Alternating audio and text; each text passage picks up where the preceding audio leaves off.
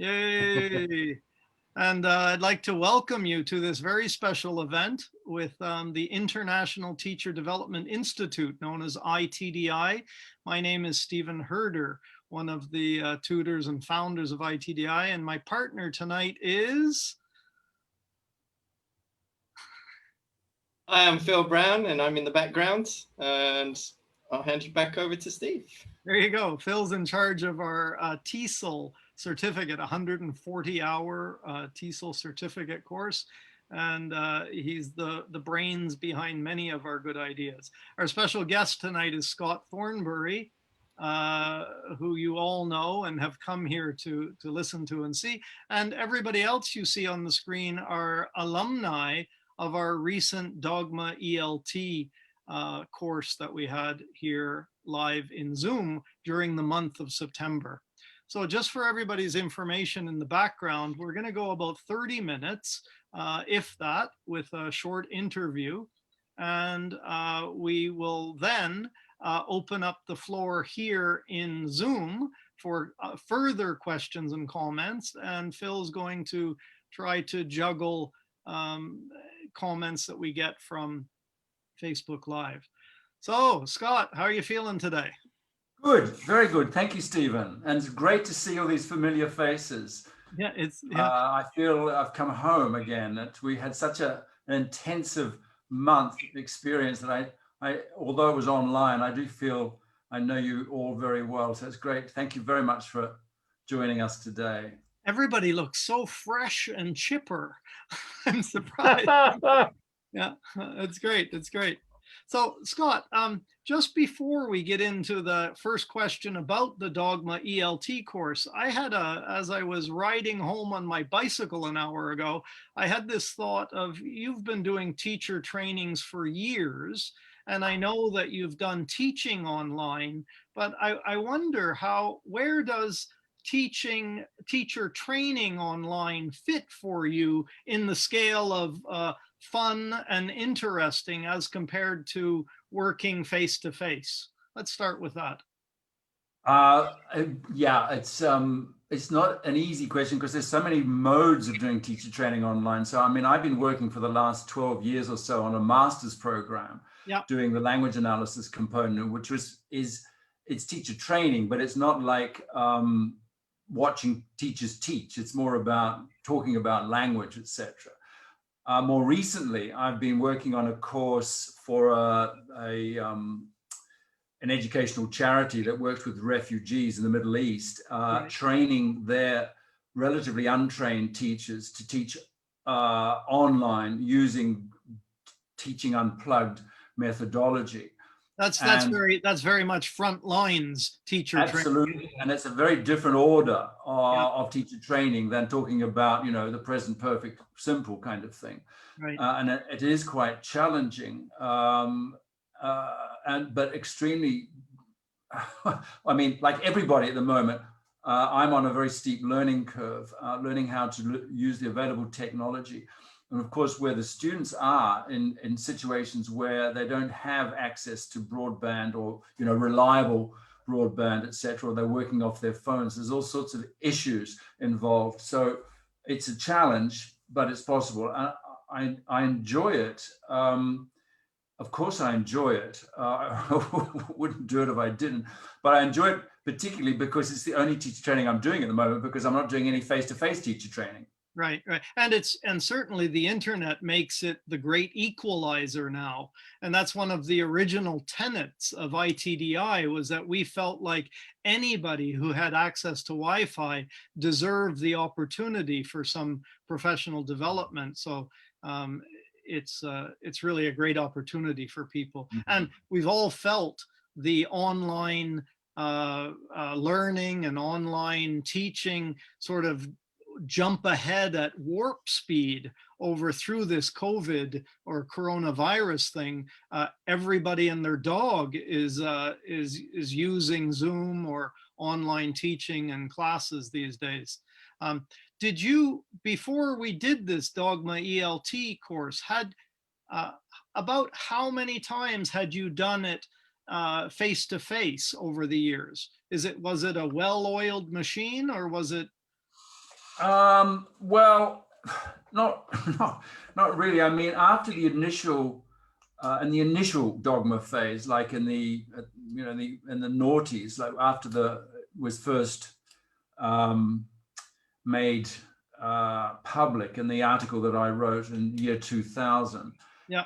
I did a number of workshops, and I did workshops with Luke Meddings, my colleague, and a number of others, presentations, panel discussions, and those first few years. And so quite a lot.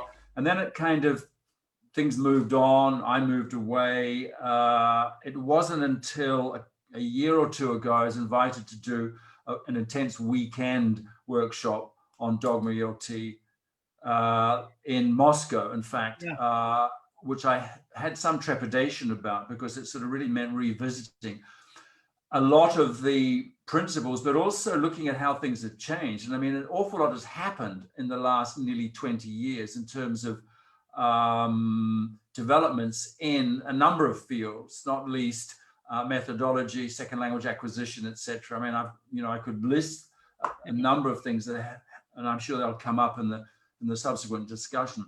So it was kind of like dusting it off and starting again. And that course in Moscow was extremely intense, well attended, and it was great, because I mean, as I discovered, these teachers had sort of knew more about Dogma than I did, in a sense, because they were actually implementing these. Yeah.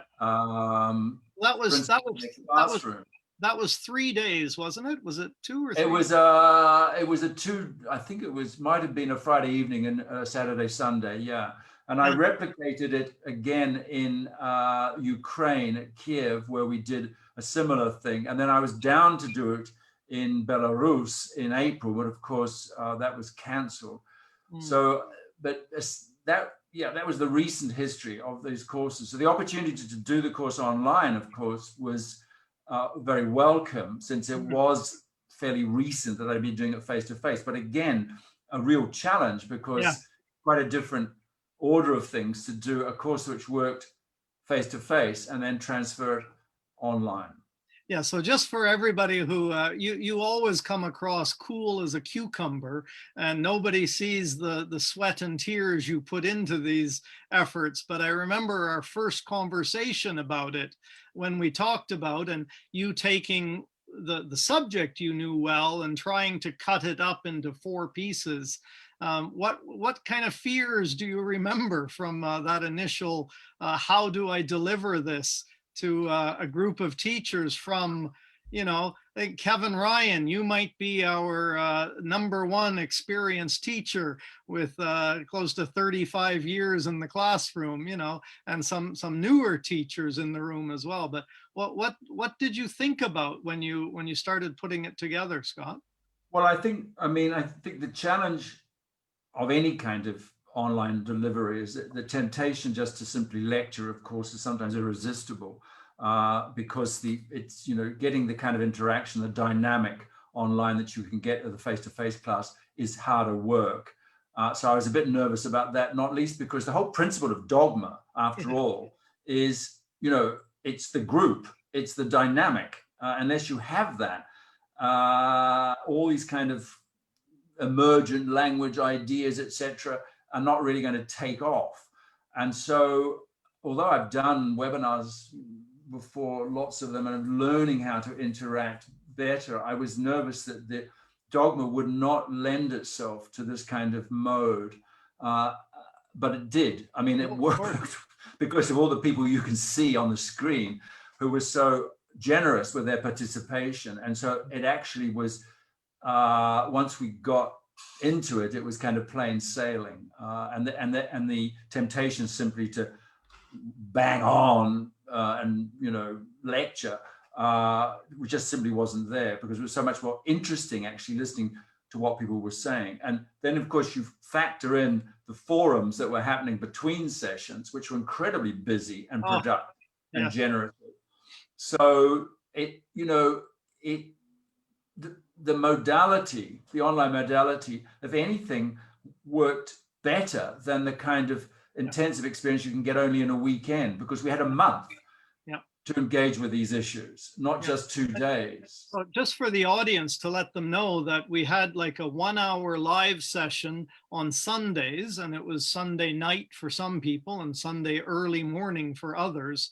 And then at the end of the session, Scott would leave an assignment as such, and follow it up with a reading or something to go through. And then we had over 500 interactions in the discussion forum from everybody throughout the week. And as you say, the opportunity for people to actually think and respond to each other makes that forum venue so rich, doesn't it? Yeah. This is a personal observation, but I remember talking with you, and the second time we met before the live session, you had a great list of questions, technology questions, and just from the beginning to the end of the session, and Phil and I and Barb met with you and tried to go through all of those. And I feel privileged to see the preparation that you do, in-depth preparation for one of these courses. But I felt quietly that you were focused so much on what you had to do and not wanting to let anybody down and wanting to do your best and all those things you do naturally. And quietly, I was thinking, well, wait till we get 35 really keen teachers in the room who love you before they've even come in, and then it's just going to take on a life of its own. So we all appreciated the worries you were going, and not over worry, but just the preparation. But I was so sure that, it would take on that life of its own once everybody. Yeah, I mean, all credit to you, Stephen, and to Phil and Barb for setting up the infrastructure that made it a lot easier. I mean, I couldn't have done it without having the kind of the backstage boys, as it were, right. Doing, just organizing the breakout rooms and things like that, so that I could focus on the content, on the people in the room, yeah. But you could do all the kind of stage managing. That makes a huge difference. Yeah. And I would always want to operate with that option to have somebody there handling, the co-pilot, as it were, handling Absolutely. The technical side of things. We just did a speech contest at our university recently, and we had one person doing everything, and there were a couple of misses here and there. And this is just a tip to anybody watching, but if you ever want to do these kinds of events, training or sharing or otherwise, the leader, Scott in this case, shouldn't have to do anything but focus on the teaching and the interaction with the participants. You should have at least 1 or 2 people handling tech and handling any issues that come up with everybody else. So if we moved into the second part of the interview, the question was kind of, what kinds of observations, what things did you learn from the group? What kinds of takeaways, what kinds of things that reinforced your beliefs and or questioned any of your beliefs, things that came up that you can remember at this point. And I would invite the alumni in the room to jot in a few chats as well, kind of what kind of takeaways were you left with after each session or after the whole thing. So that's what we're going to look at in this part, Scott. What? Yeah, I mean, I think I was reminded yet again, it's always good to be reminded of the diversity of context in which people are working in, both institutional, cultural, political, and especially now with the move to online, almost exclusively online teaching. So it was always been a principle of dogma, and it should be a principle of any method, that it should be adaptable. If it's not adaptable to a range of contexts, then it doesn't deserve the name of method. And so it's good to be reminded, and good to have a little bit of skepticism too, from some sort of saying, well, actually, that's all very well, but in my particular context, in my particular school, or this is just simply not going to work, or it's going to be a hard sell. And, that's good. I mean, it's good to know, and it's good to work around those those areas of resistance, to see what could be done, what kind of compromises could be made. And we've always talked in the very first dogma discussion way back in 2000 and whatever. It was very clear then that people were adapting this approach to different contexts, and sometimes it was more easily adaptable than others. And hence the expression dogma moments to describe those little cracks in a lesson where you could actually run with whatever came up without having to jettison the course book, without having to jettison the syllabus, without having to compromise with the institution, etc. So that was, as I say, it was always good to be reminded of that, and also to see, what came across very much with this group was how people collaborated to think of solutions to some of these kind of local problems, and to share the solutions that they've actually experimented with. Yeah.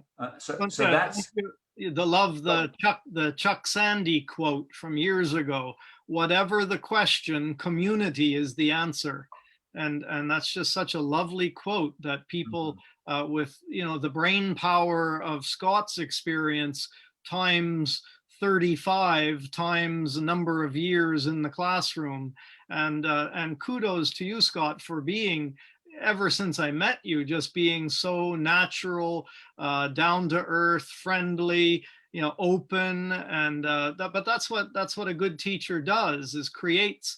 Kevin Ryan talked about community building the first week, and even before the course started, with introductions, and somebody said, "Wow, this group's on fire," and it was 5 days before the course began. Yeah, I mean, that's a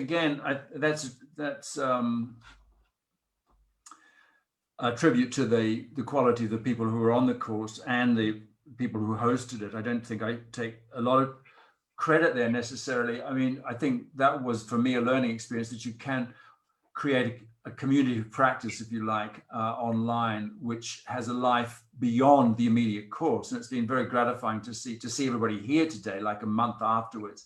And also the conversations I've had with some of you subsequent to the course, as you do your own particular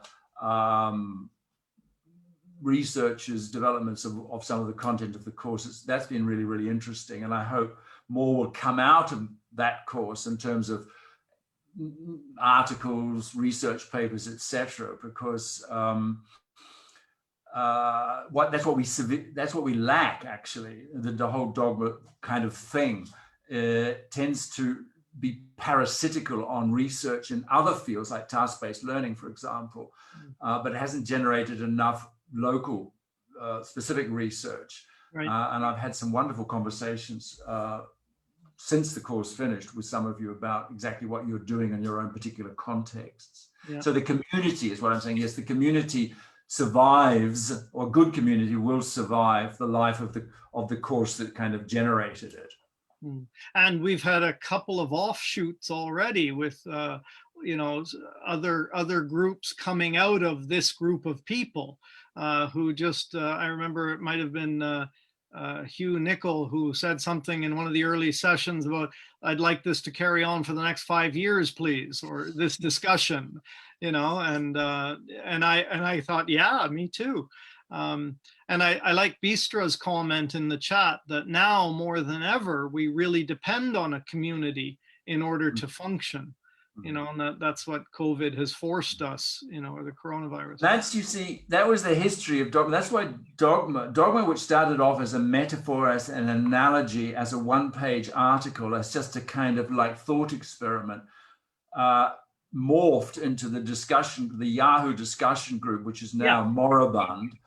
But for 10 years or so was extraordinarily active and generated tens of thousands of posts. So the dialogue was there. That was what it was all about. It was this community of teachers, global community of teachers in all sorts of different contexts, who were kind of like engaging with this very simple idea. And that then, online discussion groups tend to fold, or they migrate into blogs and all sorts of other events, and that's what happened. And so it wasn't until that that Moscow weekend, that it sort of came back into, you know, this kind of concentrated form, face to face, but it was a sort of synthesizing, in a sense, for me, and a synthesizing experience as we trying to assemble all these threads that have been flying around, and all the developments that have occurred subsequent to year 2000. So that, and this experience online was further reinforcement of that synthesizing process. And a credit to Dogme ELT that it held up so nicely since, you know. Well, you see, Dogme, I keep saying, if Dogme hadn't been, Dogme was an idea that needed to, what's the expression? It was an idea whose time had come in some ways. It wasn't, and whether you label it as dogma or teaching unplugged or just good teaching practice, it doesn't seem to matter. Right. You know, if dogma had never been invented, I would still be talking about these same principles, because I believe I'm invested in these principles. They're well researched, they're well validated in the literature on second language acquisition, on methodology, etc. There's nothing new here. You can take the labels away and you've still got a body of practice which is solid, generalizable to multiple contexts, and that's been proven, I think, again and again, particularly in this last course. So it's just about, that's why Dogma has survived all the kind of brickbats that have been thrown at it, because it's just basically, it's higher common sense. And so many teachers say, yeah, well, this is what I do anyway. This is what I discovered through experience was what worked. So, yeah, you know, and we got so many comments in the first week or so in the discussion forum saying, wow, this is validating what I've been doing for years. Yeah, exactly. You know, it's and some people rubber stamping what teachers secretly have been getting away with. Yeah, it's sort of, under the radar. This is the way I've been teaching, and the fact that we're saying it's okay, you can terrible. come out now. Yeah, okay. I love Jorge's comment in the chat saying Dogma has always resonated with my own teaching philosophy.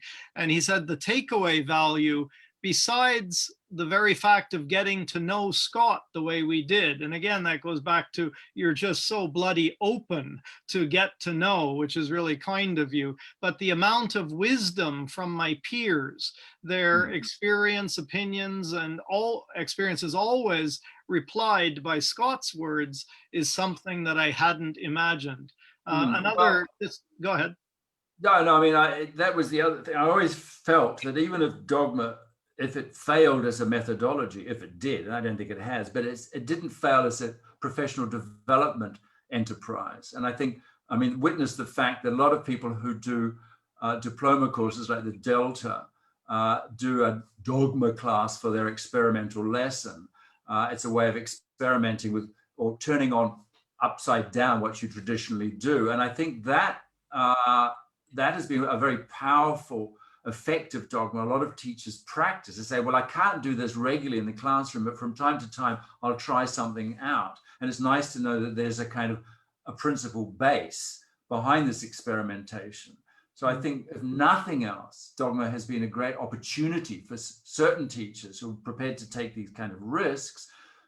It's a great opportunity for professional development. And of course, that's what iTDi is all about. Professional Absolutely. Yeah.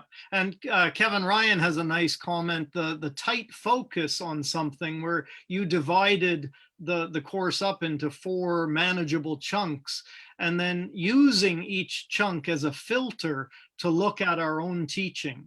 And that's based on the level of our own students, the context we're teaching in. And that was just I like this comment, talking of Kevin, who's just posted in the chat. Dogma strips things down to the chassis. Use that to build a new car. And I'm reminded, I saw an interview with David Byrne the other night on television. You know, Talking Heads, way back there earlier. And he was being asked, why was it that you when you started the group Talking Heads, that you just wore very kind of Spartan suits and that, and there was none of the kind of glitter and razzmatazz of, you know, the Elton Johns of the period. And he said, well, basically, we just wanted to strip everything right back to the essentials so we could build up from there and create our own brand, as it were. And I think that's very much what Dogme is trying to do, or was trying to do, is, okay, let's get back to the basics. Let's get rid of all this other stuff, and then we can build. And then we can build, then we can use the course books and the technology and all the other things, but we need to take them away first to see what it's like without them. And then what is it that we miss most, if we take everything away? And I think, again, that's an interesting thought exercise apart from anything else. Well, it's that human interaction again with whatever's at hand in the moment. So Kevin, if you can explain, not to put you on the spot, but you've put a post in the chat, Vance Stevens saved the Yahoo Dogma discussion. Are you saying he saved the whole thing? There is about 80 megabytes of messages. I haven't opened them up or looked. I just Googled them very recently and downloaded. I haven't looked at them yet. Well, thank you, Kevin. Thanks a lot. I shared the link, but just to note for anyone in the Facebook Live who's seen the link there as well, and anyone here, there's I've got to check with Vance later about the share permissions and so on. So if it doesn't work for you at the moment, just sit tight. Okay. Oh, if it doesn't work, I was going to say, if it's out there, everybody and their dog's going to start clicking on it. I mean, the background of that is that Yahoo Groups, which was the site for the original Dogma discussion, has finally decided to disband all its groups. And I think we've gotten to the end of the year, but it's been very difficult to try and save that huge corpus of interaction. And thanks to some people's diligence, they've been able to do that. I don't have the technical wherewithal to do it, but that's very good news if it can be saved, because it's an incredible archive, apart from anything else, of running over at least 10 years of, as I say, people exploring. And although we wrote a book, Luke and I, in 2009, which attempted to kind of crystallize some of the thinking, the book is like, you know, only this thick. And so there's an awful lot out there. And I have drawers and drawers of stuff I printed off in the early days, probably fearing exactly that might happen. But, you know, it's all over the place. So it's good to know that it's been saved some way. So you're actually doing this course with us once more in the month of November. And have you had any chance to think about that yet in terms of tweaks or I don't think we really need changes per se, but did the course hit all the notes that you hoped it would hit in its September iteration? I mean, I'll need to go back, I think, and look at, I mean, I'm always tempted, it's a dangerous temptation with any course that's run successfully or, you know, moderately successfully once, is to say, okay, well, let's not repeat it. Let's just, you know, turn it upside down or inside out and just do it differently. And maybe, you know, in Dogma principles, throw it more over to the group, because I mean, because I didn't know the group, this group, beforehand, I was sort of, you know, thinking, well, I can't assume so much knowledge so I'm going to have to go gently. Now, if we get a group that's anywhere remotely as experienced and as articulate as this last cohort, then I can perhaps be less possessive of the syllabus, of the program, of the content, etc. We'll see. And I'd also like, because subsequent to that last iteration, I've started this teacher training course I was telling you about in the Middle East with these teachers, which is the first training course which is actually trying to train teachers to use Dogma principles as opposed to talking about Dogma principles. And I think that experience has been salutary. I mean, it hasn't always worked. I mean, partly because of the kind of technology, but also because of the distance, both ideologically and physically, geographically, etc. But I'd like to integrate some of that experience into the next course and talk about it and perhaps get some advice. Is that training you're doing with the Middle Eastern teachers, is that ongoing now? Yes, as we And speak. I've got another session tomorrow morning. how often are you meeting with them? They For meet, how long we meet twice a time? week. We meet twice a week, and then we have a WhatsApp group where we maintain contact during the interim. But it's going well. We've had 5 sessions so far. The 6th is tomorrow. There's all sorts of logistic issues that make it complicated, to say the least. Yeah. I mean, you know, it's very difficult, for example, to establish rapport with a group, any group. I'm sure people are finding this with their own online classes where people can't or won't or don't switch on their webcam, for example. So it's very difficult to remember people from one session to the next, and very difficult to register their level of engagement. Bistra's photos, webcam is right next to mine at the moment, and every time she nods, I get, I feel, good, somebody's understanding me.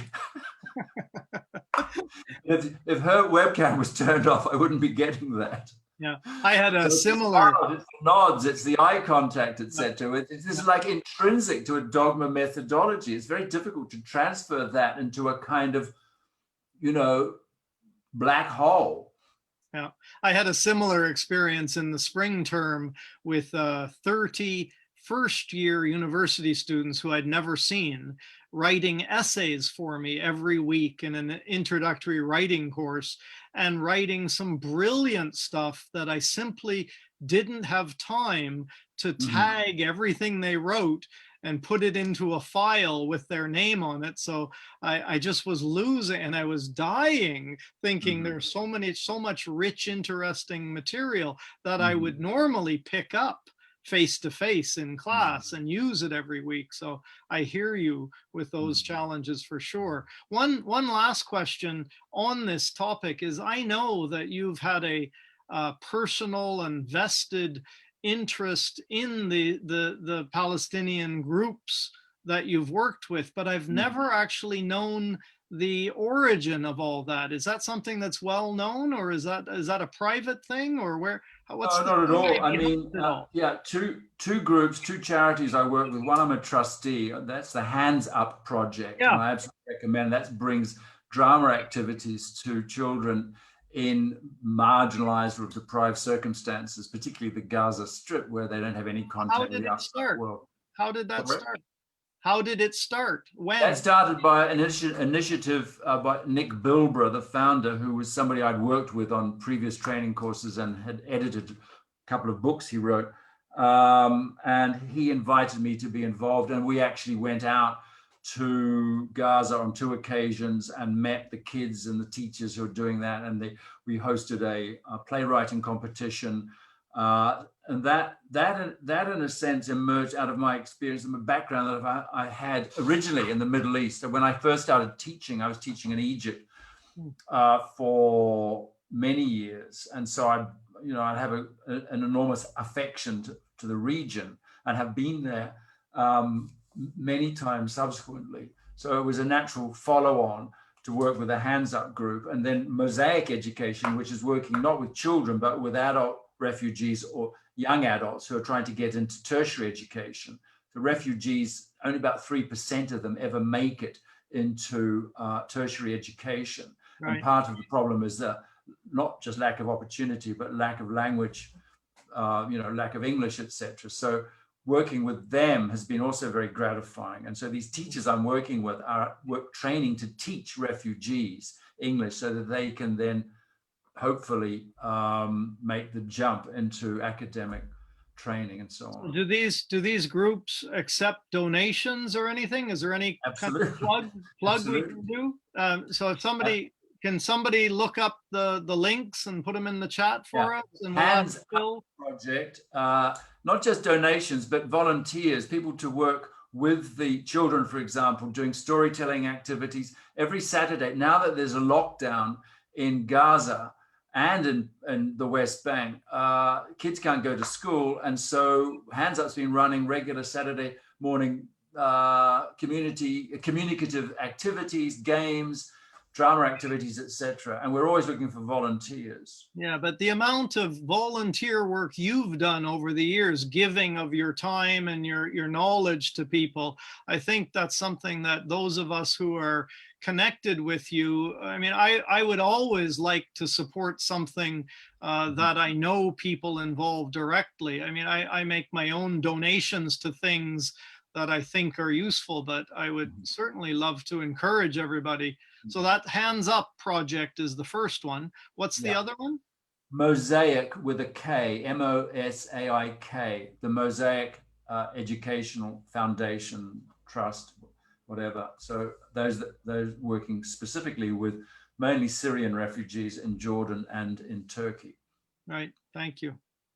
Okay, well, we're down to about 25 minutes left. So I would like to kind of, I've asked questions I had prepared, and I'd like to kind of either questions and or comments. It's been, what's it been now? What's the date today? It's been 25 or more days, I guess almost 4 weeks since we finished the Dogme ELT course. But if anybody has reflections and or follow-up questions and or comments, just put your hand up and we'll get your microphone on. And you know, from simple comments to longer ones. Anybody? Let's get it going. Let's show these people how active and noisy you guys were as a class. Hi, Barbara. Okay, I'm still teaching face-to-face. Fortunately, here in Japan, we have no COVID in our area at all now for almost 3 months. But I discovered that I had been passing by and giving up incredible opportunities to draw out what students wanted to say and develop it. And so my face-to-face teaching has gotten much more interesting to me, and I think much more interesting to my students as well.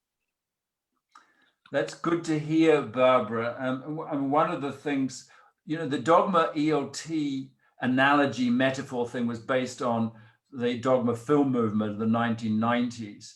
And one of the, who were trying to kind of what they call rescue filmmaking from the clutches of Hollywood and big business. And one of the founders of the Dogme film movement said, what we're trying to do is restore the joy of filmmaking, or joy back to filmmaking. And I think the same can be said about teaching. I mean, teaching, people go into teaching because on many of them, most of them, because they're drawn to it because of the joy that they imagine it will provide them. And this is often how they first experience it, if they're doing, you know, small one-to-one class or whatever, but they kind of lose that because of all the apparatus and all the constraints and the exams and the et cetera, et cetera. So, so that's what I think, again, Dogme is trying to do is give you back the pleasure, the simple pleasure of just simply, you know, relating to the people in the room, whether it's a virtual room or, in your case, lucky you, a real room. Yeah. Anamaria. Oh, go ahead, Barbara. I just wanted to add that I think it really has increased the students' ability to build a community with one another in the classroom as well, because they know more about each other because they're actually talking about what they do and what they're interested in. Fabulous. Yeah, fabulous is great. Anamaria. Hi, thanks, Stephen. I'd like to ask Scott how he sees the fact that learners in our online context, that learners are actually at home, so they are in their own personal space. And in terms of teaching Unplugged, how does that, you know, impact the learning experience and so on? I think this is something that came up during the course, right? But I'd like to ask Scott how he sees that. Are you Anamaria, are you more focused on the positive benefits of being at home or the negative, or both? The positive. Okay. But of course, if there's anything negative to be said, please go ahead. But I'm focusing on the positive aspects for sure. Yeah, it's a very good question, actually. It's perhaps under-researched what the effect, the affective effect, that is the emotional effect of being in your own home. But I think you'd have to qualify that homes, everybody's home is sort of different. Some people share their homes with about 20 other people, including the grandmother who's sitting on the sofa in the background watching television. This is one reason why people turn their phones off, their webcams off, is because they don't actually want people seeing inside the privacy of their home. Other people have the luxury of having a place where they can, sneak off to their own little office or whatever. So I think that makes a big difference. Whereas classrooms are in a sense more egalitarian. Everybody's literally on the same level, on the same playing field. It's difficult, and you hear this when you're teaching online. Suddenly, somebody's phone will ring, or the postman will arrive, or a dog will start barking. All sorts of people walk past, distractions. So I think that is difficult. That's the negative. The positive is that it's for many people it's more convenient, and I think this came up during the course. I remember Andrea saying that actually she likes working online because she doesn't have to travel. The students don't have to travel. There's not all that kind of like arriving late, because of the buses on, whatever.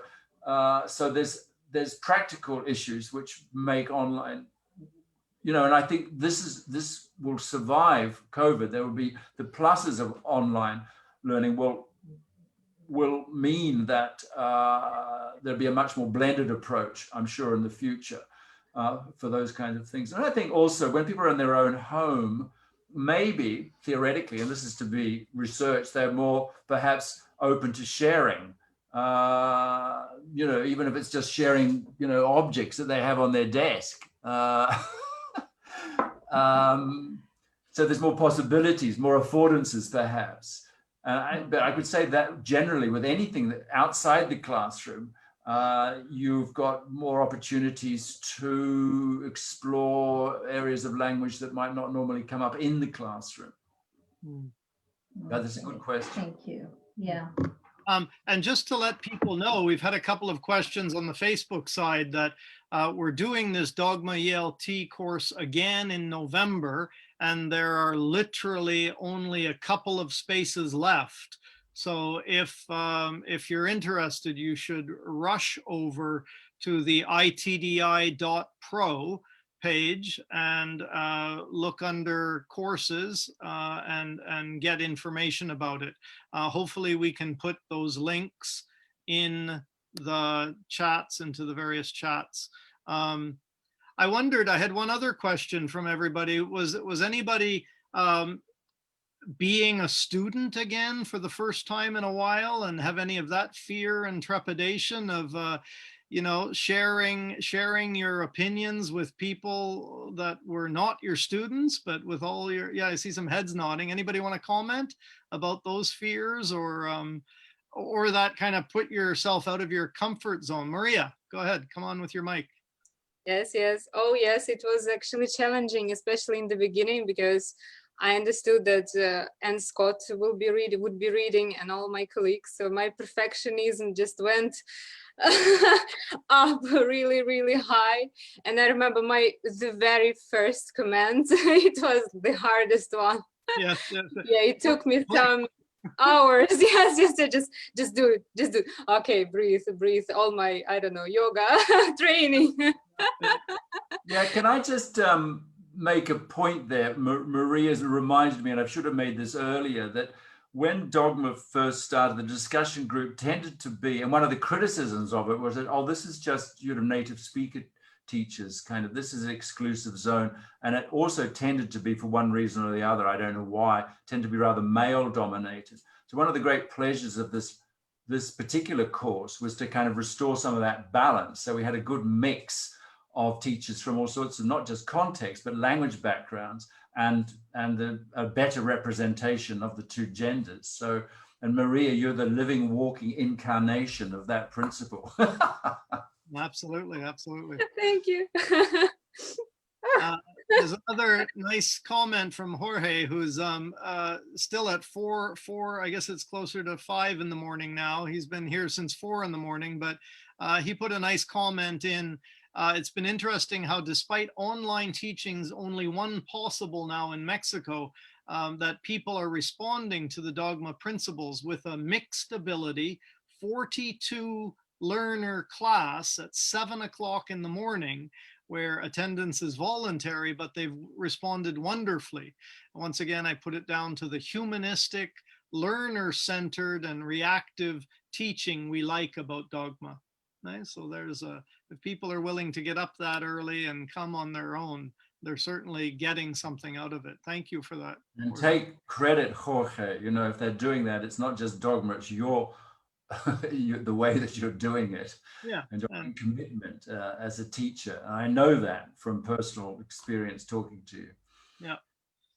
Anybody else want to share any takeaways and or experiences on going through that online course, or any changes in your own thinking about online learning or taking these professional development courses, whether it be at iTDi or anywhere else? Any other comments? Scanning. Yeah, go ahead, Kevin. I do a lot of Moocs where and online, and there's quite a few different kind of ways to interact. Most of the Moocs that I am involved with, there's a video, and then you answer some questions. Kevin, can you just explain a Mooc for anybody that's not familiar? Massive open online course. And they have what, hundreds, thousands? What's the first one had about 3,000 in 2008, and then it has gone up to like 100,000. And there's different kinds. Most people would know Coursera, which originally started as a kind of Mooc, but has gradually just gone into regular online course. But if you're involved in this online course, it's usually you watch a video, you answer some questions, and then there's the online discussion, and then you go on to the next topic. And there's rarely any little face-to-face interaction. And that 1 hour a week really made the difference for me anyway, as far as to be able to communicate with all of these really smart people here, and just to do it in real time. And we kind of had a bootleg session after the regular session, kind of what they call a Nijikai or second party, where people got together and just talked about the ramifications of each session. And so it really worked out well. That was yes, Kevin, and that was your initiative. Thank you for doing that. Yeah. And I mean, Scott and I have worked together on courses in the past in iTDi, and there's a buzz that after it's so stimulating for an hour that you can't, in Japan, it's often late at night and you can't sleep anyway. So the fact that Kevin came up with that idea to have what, again, ni is number 2.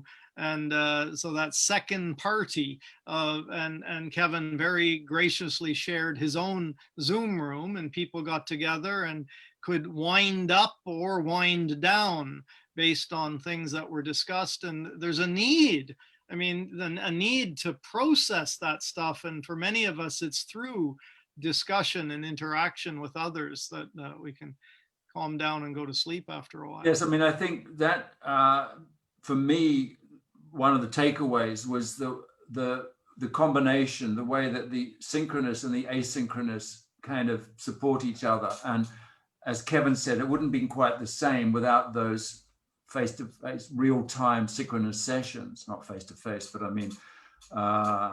online synchronous, balanced against the more reflective discussion forums, etc. And I found that in my experience, coming back to one of your original questions, Stephen, about online teacher training, that master's program that I taught was exclusively asynchronous. There were no, because of time zones and the global nature of the, so we just taught, everything was done through readings and then discussion forums, which worked fine.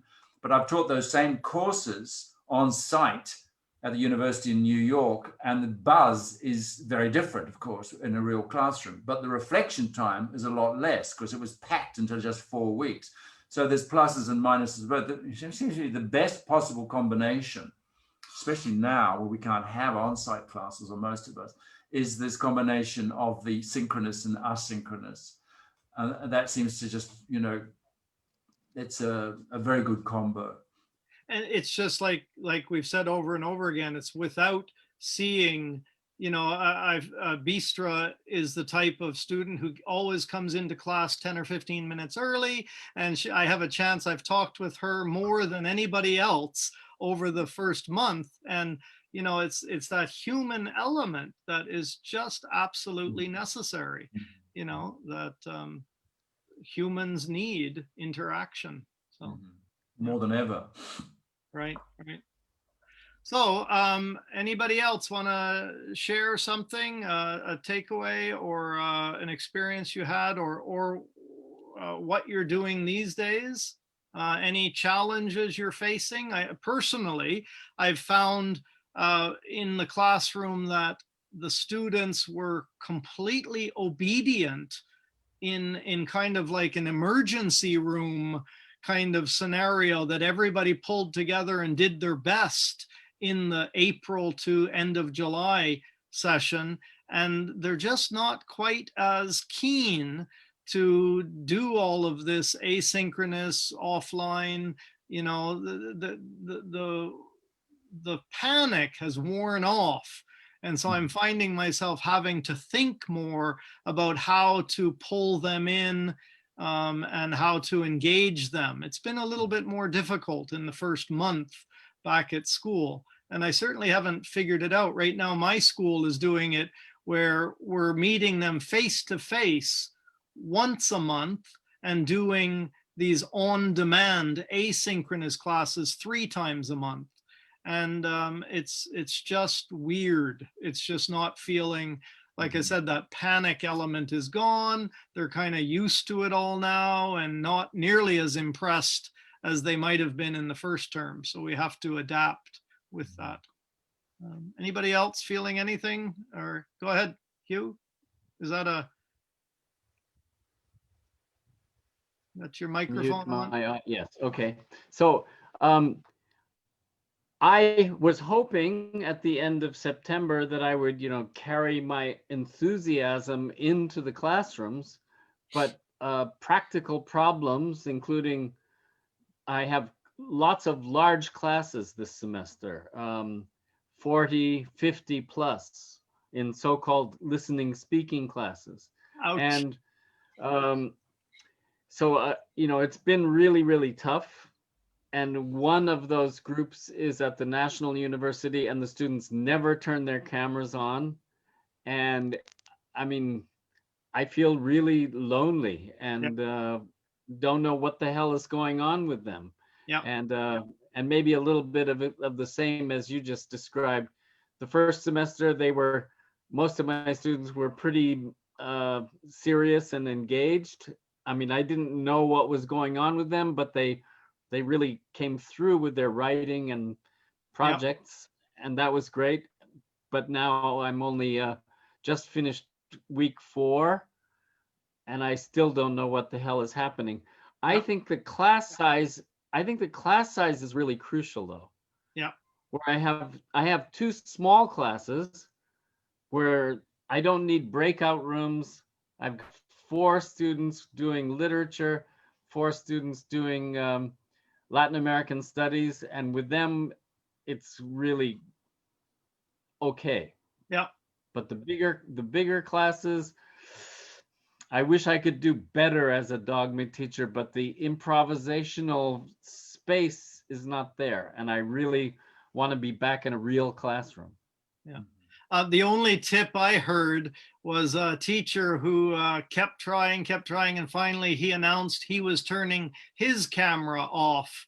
And he turned his camera off for a couple of weeks in a row until everybody got a sense of how lonely it was listening to a black box.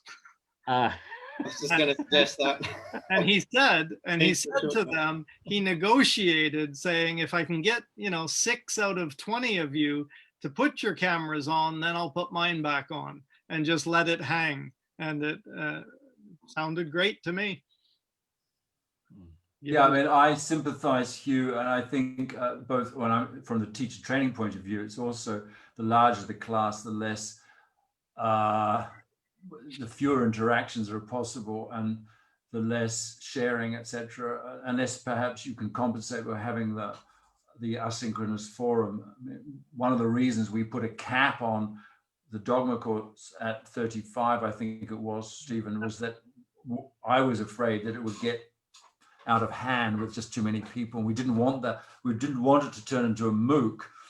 And I don't think it could be a Mooc. I mean, it just wouldn't work. I mean, I suppose people read books and they don't have this kind of interaction, about methodology, etc. But you have to be pretty motivated to read a book about, read Teaching Unplugged, for example, and then go away and try it. Much more incentive as if you know that other people are also reading the same book and trying it and talking about it, etc. So it is a challenge. We're in the last 3-4 minutes. Kevin, come on in and give us more of what's just a question here. I would be really, I mean, for this the course that we just finished, it wasn't necessary to get the book or to buy the book, Teaching Unplugged. I would be really interested in a second level course where everybody gets the book and you really drill into those activities and try to find out which ones work online. That's a great idea. And actually, apropos, just another shout out to Kevin, who mapped all the activities in the book. I'm going to, without wishing to turn this into a promotional session for Delta Publishing, mapped all the activities, a few of them, yeah. Evaluated them in terms of their online ability, to what extent they could be adapted or how they would be adapted online, which is a fantastic idea and overdue. So that's it. Thanks, Phil. Fantastic, brilliant document, brilliant and really useful. And I think that's an interesting idea, Kevin, the idea of running a course which is more focused on, the individual activities and trying them out. That's a little bit what I'm doing with these teachers in the Middle East. So each session of the course is focused on one kind of generic activity, like it might be describe and draw, and all the different permutations of describe and draw that you can do online. Or it might be guessing games, etc. And so that's all we can do in an hour. We look at one of those generic activities. We do it. So I do a guessing game. I'd love to do the guessing game where I'm going to change something, 3 things again. I turn my camera off and you've got to get changed. Don't know how many times I've done that in the last couple of weeks. But so we do the activity, then we talk about it, then they, who are all teaching online, go and do it with their classes and report on the WhatsApp group. So that's the cycle, as it were. One activity per week, per session, 2 sessions per week, try it, etc.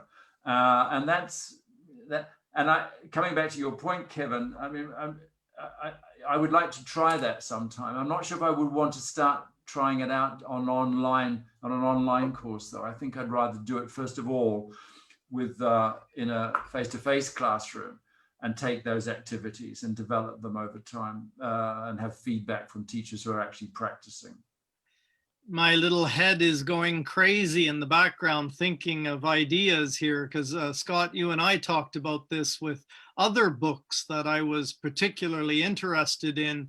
Workshopping, it's the same idea. It's like a book club or a workshopping idea. So I'm going to come back at you with that. And Kevin, we're going to drag you into that conversation as well. There's another one you could do. Yeah, exactly. And we might have you come in and do a cameo here and there, Scott, in the discussion forums and in the live sessions, but not give you the burden of having to run the whole thing. So There we go. We'll talk about that later. I like being a cameo. So we're at times. Phil, are you still with us? I am. Yeah. Oh, there you are. Yeah. And do you did Phil's always there to tell me all the things I missed or forgot to say? Can you correct anything that's happened so far, and or as we wrap up? Anything? No, it's all been very good. There's just last question in the Facebook, just asking if they could have a link to the Google Doc that Kevin put together, so I can follow up with that with Kevin later. So yeah, hopefully we can arrange that somehow. And so thank you everybody for coming. We initially thought to promote the November course that we would do this kind of reflective look back with the alumni. And we want to thank you guys especially for coming in and getting all dressed up and looking bright-eyed and bushy-tailed for this event. You're a fine-looking group, and yet we think that there's only a couple of spaces left in the actual course for November. But keep in touch with us, as Kevin just did. If you have ideas of things you would like us to do and or consider, or want to work with us on an idea that you've been thinking about, then we're all ears. One of the benefits of being a little kind of social enterprise company is that we can respond quickly. We don't have a great big hierarchy to have to go through, and if we see a good idea, we'd like to try to make it accessible, affordable, and meaningful for teachers around the world. So again, we appreciate you passing on or participating tonight, showing your endorsement of being in the course, and ask you to continue passing on any good vibes you got from it as we carry on with our mission. Thank you, Scott, again for your huge generosity of time and wisdom and that great smile of yours. It's been a pleasure, always is. And with that, Phil, do you want to take us offline, or what do we do? Right. So thank you very much. Thanks, Stephen. Thanks, Phil. Thanks, Stephen. And thanks, everybody. Jorge, particularly those who got up so early. Lovely to see you all. This won't be the last time. Thanks, Barbara. We will be in touch. So once again, have a great what's left of the weekend, and stay in touch. Thank you, everybody. Thank you. Thank you. Thank you. Thank you everyone who's joined us live on Facebook. Good morning, good evening, and good night. Yay. Bye-bye, everyone. Bye, everybody.